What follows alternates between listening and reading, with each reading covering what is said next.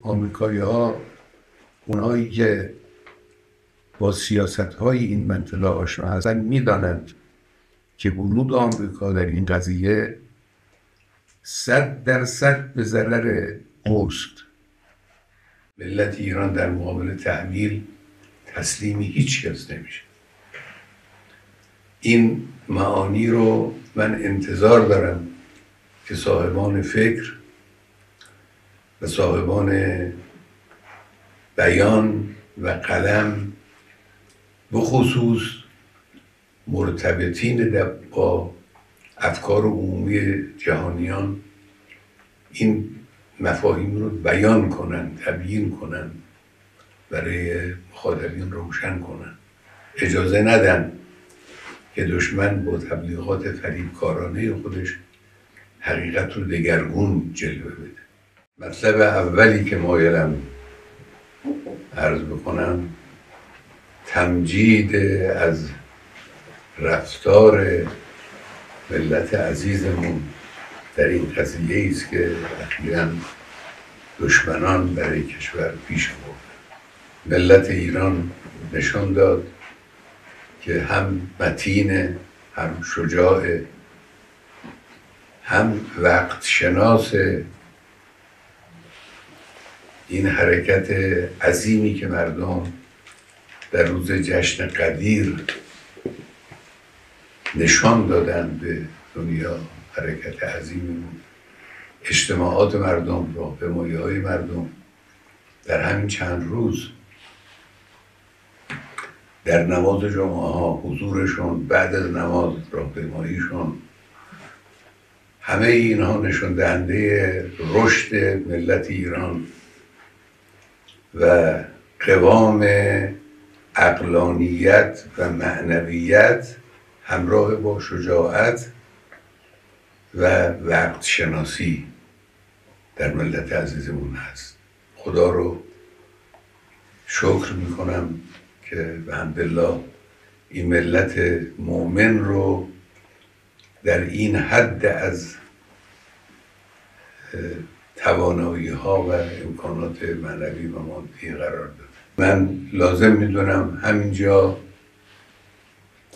اشاره کنم به حرکت زیبا و پرمعنایی که اون بانوی مجری تلویزیون در مقابل حمله دشمن انجام داد. تکبیر گفتن و نشانه قدرت ملت رو در واقع به همه دنیا ارائه کردن، این حادثه تاریخی بود، حادثه بسیار با ارزشی است. حادثه تهاجم ابلهانه و خباثت آلود رژیم صهیونیستی به کشورمون در حالی رخ داد که مسئولین دولتی با طرف آمریکایی به طور غیر مستقیم و با واسطه مشغول مذاکره بودن.